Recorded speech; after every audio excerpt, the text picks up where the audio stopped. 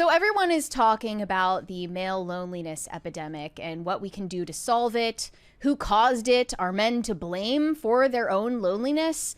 And a potential cure, according to some, is the reunion tour that Oasis is on currently.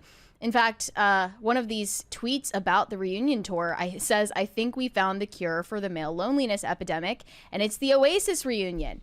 And a journalist at Slate adopted that argument and went to study the culture at Wembley Stadium when Oasis was playing in their hometown. And she titled this article, "Oasis? No way, sis. My journey into the dark heart of sincere masculinity." Before we get into this is one of the most covertly, depending on how good of a reader you are, covertly mean-spirited things you will ever read. Hardly covert. It's at once praising the men who are attending these concerts for their sincerity in an extremely insincere tone. Unbelievably insincere. "I went to the epicenter of male vulnerability. Its location may surprise you." So this journalist begins by explaining, "Since my divorce a few years ago, I've started distancing myself from male-centric spaces and from many of my straight male friends. My life has reoriented mostly around my largely queer, often non-white female friends.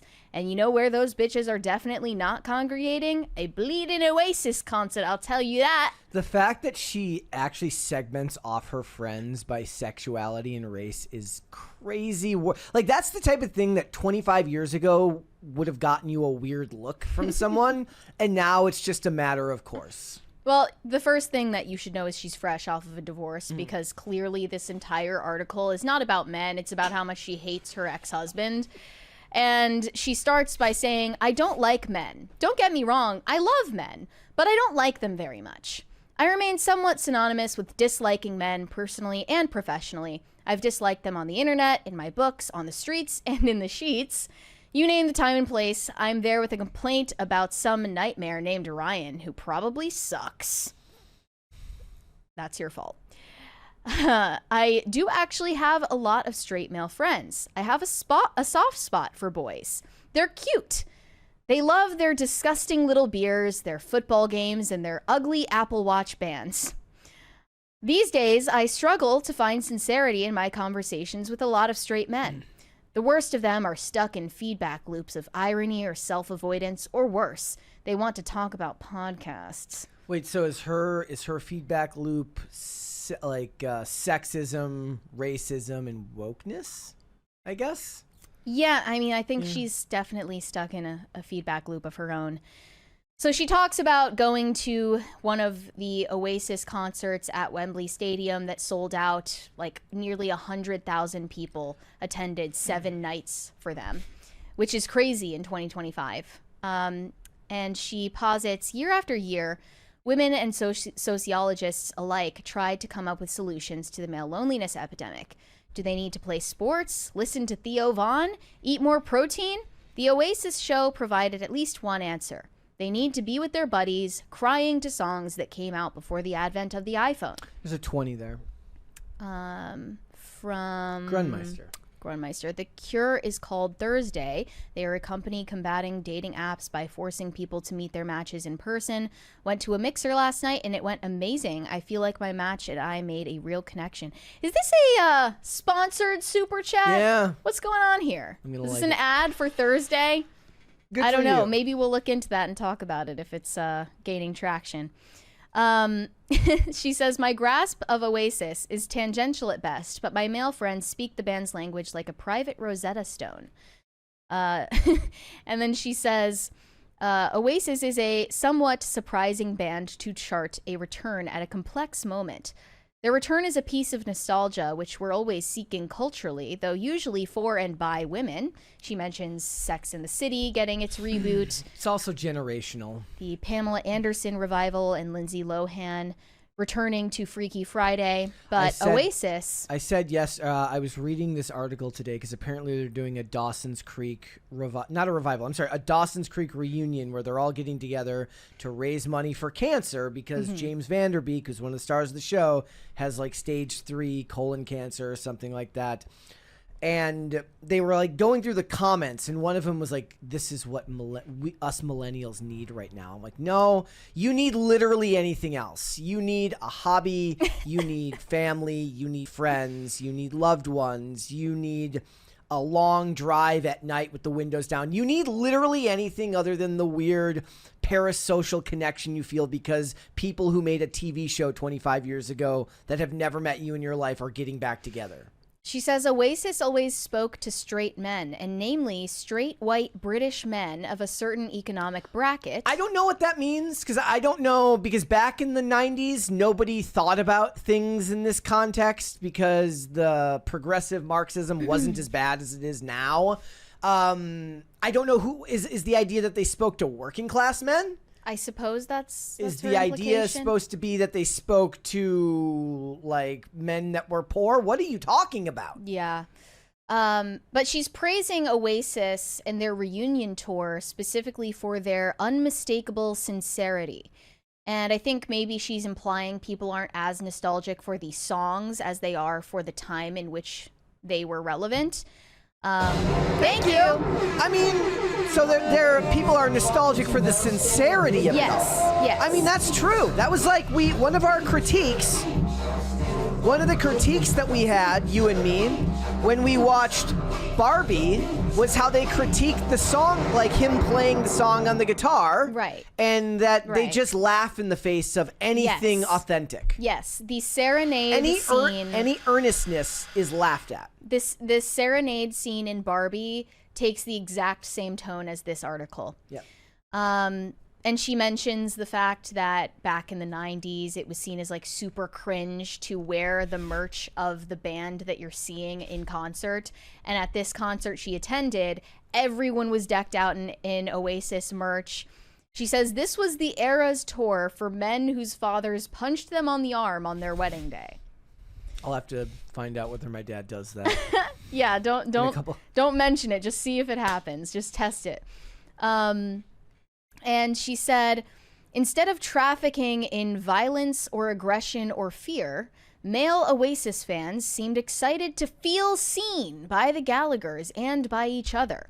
They made friends with strangers next to them, offered vape hits, politely shuffled to get a drink after the opening act. How sweet to see men in their joy.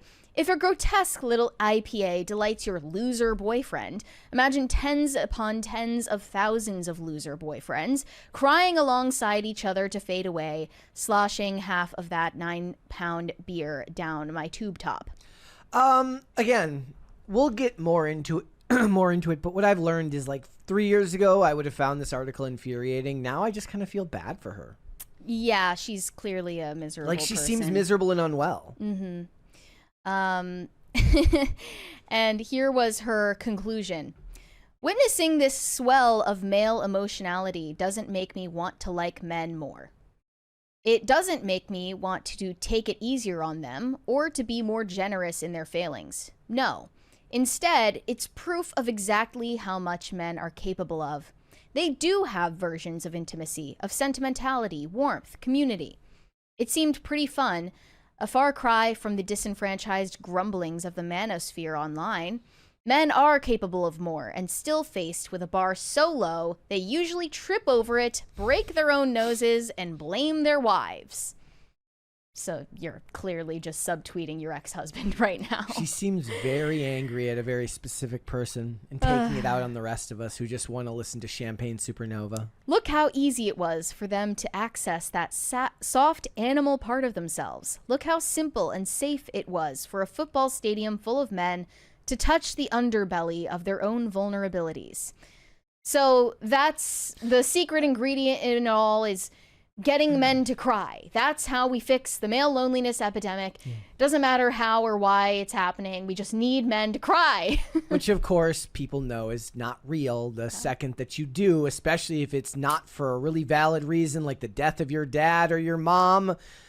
she's going to get the ick and she's going to run the opposite way. I saw several takes from women on Twitter about the Oasis concerts and men crying at the concerts. One said, "They're totally not my band like that, but all the videos of men crying at Oasis shows melt my heart. The two brothers who have been at each other's throats for decades are going to solve the male loneliness epidemic." Another one who attended the Oasis tour said, "I'm being so genuine. I have never seen so many straight men kiss each other. The cure for male loneliness is Oasis." So the cure for male loneliness is not only getting men to cry, but also getting men to kiss each other.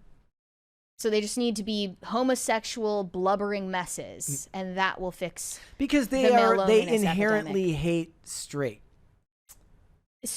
and male. Yes. Like they, in order to fix the male loneliness epidemic, they need to stop being male. Yeah. I did see one tweet from a man who attended the reunion tour saying, I'll read it in his accent.